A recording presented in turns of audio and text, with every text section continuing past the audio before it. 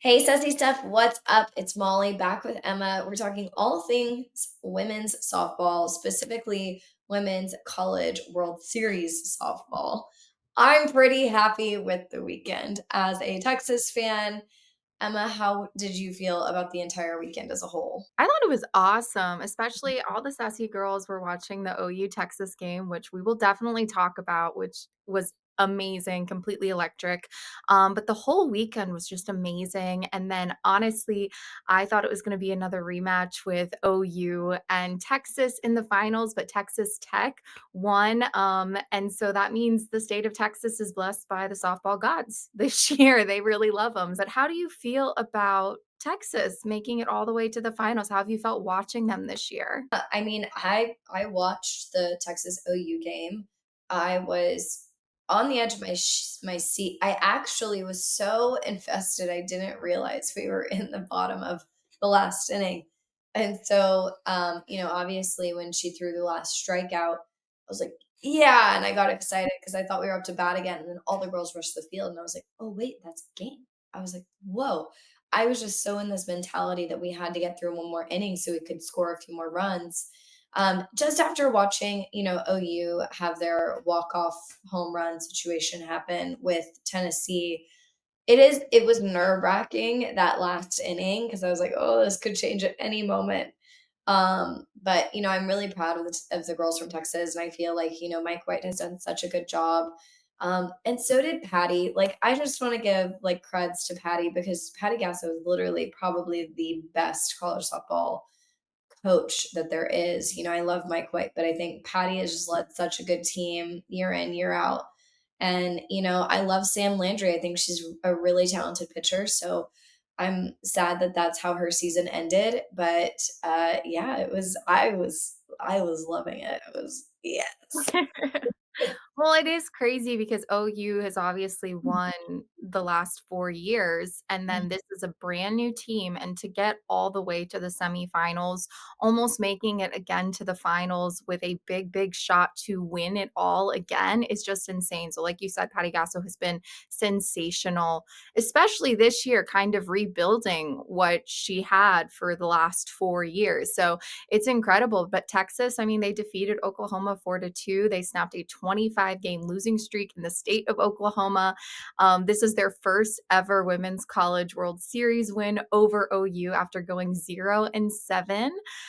So yeah, this is sensational for Texas. I expect them to play strong. I mean, Cavan has been amazing. She threw a complete game. She pitched the same day as her grandmother passed away. That was insane. Like, we saw that after the game, all of the emotions coming out there, and just to know that she was dealing with so much hardship and she was absolutely sensational on the day just adds to how brilliant that win was. I mean, how do you feel about that? Yeah, I had no idea that her grandparent had passed until afterwards, obviously, that it was really heart-wrenching whenever I saw the video. I sent it to you and the rest of the Sussy Stuff girls. But to have a game like that while kind of dealing with such a loss in the family is I mean, I personally don't think I could have played, but I also don't know, you never know in those situations. Maybe that gave her more ammunition to show up and just be her best. So, but I think like we got the best of the best from those girls on that day. Like I really do. I think each one of those athletes showed up. They gave it their all, and I think that was what Texas needed to win against OU was that everybody show up. She specifically had mentioned a few times in the dugout that she was having a hard time because she would turn around on the pitching mound and like would see nervous faces, like she wasn't feeling supported. And so each one of those girls showed up that day, and every time she turned around, they were cheering her on. And you need that because if you have a nervous pitcher, you don't have a good game. So it was good. It was a good game, and I'm obviously flabbergasted that she had such a good game considering all things. Oh, yeah. And we'll come back and we'll talk a little bit more about Texas. But first, I want to go and cover Ole Miss a little bit. They did come into this series as the lone unranked team after upsetting number 4 Arkansas in super regionals. They did fight hard in both games, but were eliminated after losses to Texas Tech, who's obviously in the finals, and Oregon. Their key moment here was they were down 3 runs in the seventh versus Oregon, and then Ole Miss rallied to tie it. So it was very exciting. I'm super proud of the Ole Miss girls. I think they've done amazing. I wasn't expecting them to get to Oklahoma City, and the fact that they did and played hard and almost won at the end was so exciting. And I think that they're building something special there. So I'm excited to see where they go next year. Florida, I think, was the biggest shocker for me because they opened with a 3-0 loss to Texas, and then they were eliminated in the next game by Tennessee in just 5 innings. So they were like gone in a flash when I thought they really could have made it far in this tournament. So they were a little bit shocking. Their season ended quickly in Oklahoma City. I thought they would have made it a couple more rounds. Yeah, I think Florida's a team kind of like Texas where, not every player kind of showed up and showed their best. I think there were quite a bit of errors in that last game. And I think it's just a learning curve. I think next season, Florida's probably going to be a great team. Just like a lot of these teams this year were so young. So I think this is going to be probably a better season this next year. But yeah, I think Florida at its core, it's the same with gymnastics, gets shaken so easily. And so I think just that 2 game elimination was hard because I think it's honestly worse than a 1 game elimination because you have one loss and you're like, oh, okay, like we really can't do that again. Like I can't afford that. Um, but It puts I the pressure on for sure. for sure does. And I think it just kind of shook them up enough to where they really didn't play their best. And so I think, we've seen Florida have great games and these just weren't those. Yeah. And, Tennessee, they had a turbulent journey as well. They lost to Oklahoma 4-3, a 2-out, 3-run walk-off Yep. homer by Parker, which was crazy. They were 1 out away from beating the 4-time defending champion, so that was heart-wrenching. Then they had their statement win over Florida. They run-ruled the Gators 11-3 in 5 innings. It was a total team effort, this is where I was like, "Okay, Tennessee, I mean, I think could potentially make the finals." But then they had that game against UCLA. Huge controversy here. UCLA's Megan Grant hit a game time 2-run homer, but missed home plate. Her teammate pulled her back to touch it. The umpires then spent 13 minutes reviewing it, and then the NCAA ruled it non reviewable. I think it was a load of BS. I am so mad about that. Like that is I kind of get it. Like if you hit a home run, I feel like you just should automatically be granted that. But the rules are the rules and you need to touch home plate. Um there I really I felt for Tennessee in this. I Yeah. think Carolyn Pickens had such a good year. She literally almost beat OU. Um, this was a umpire issue. This was a NCAA. This had nothing to do with Tennessee or UCLA. I mean, it did with UCLA because she should have touched home plate. But I do think that Tennessee was robbed. I think Tennessee was genuinely robbed on this one. So if I was them, I would be super upset. Well, I mean, your team beat them in the end. Texas advanced to the championship series after eliminating Tennessee in the semifinals. Tennessee's eliminated in the semifinals for the second straight year. I mean, it is what it is. Texas is obviously our champions now in the Women's College World Series, which is amazing. Now, Texas Tech is going to be a big, big battle for Texas. How do you feel about playing them?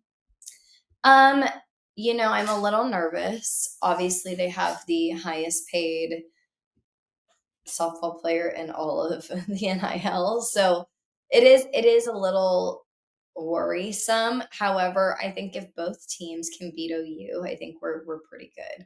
And so right now I think it's really just that same momentum that we had going with OU of like being able to show up and everybody was on their best game. I don't know. It's a little tough for me. I'm a little nervous, but it's the battle of the Texas girls. So we'll just have to see which one is better. Yeah, I mean, their pitcher, Canada, is the NFCA Pitcher of the Year for the second consecutive season. So she's been phenomenal. This would be their first ever national championship series. They're riding a 12-game winning streak. They beat obviously Ole Miss in the opener, then knocked off UCLA, and then walked off Oklahoma in the semifinals. So they are on a roll right now. I think momentum is a little bit on their side, but Texas is poised. Texas is powerful. They have signature wins over Florida and Oklahoma, especially. That was a big milestone for them. So this is going to be a best of three series, which starts tomorrow on Wednesday. Game two is Thursday, and then three, if needed, on Friday. So we're going to see what happens. But I mean, Texas is really going to have to figure out Canada. She has just been red hot on the plate. They've hit 14 home runs in their last four playoff games, but Canada is not like anyone they've faced before. Yeah, I absolutely agree. I think we're going into. I mean, it's hard to say because they're the best of the best. You know, they've beaten out everybody else. So it's not like one is better than the other because they're pretty aligned. So it's kind of hard, and it's kind of like however the girls are feeling that day. Like it is really kind of up to how these girls show up, how their warm ups go.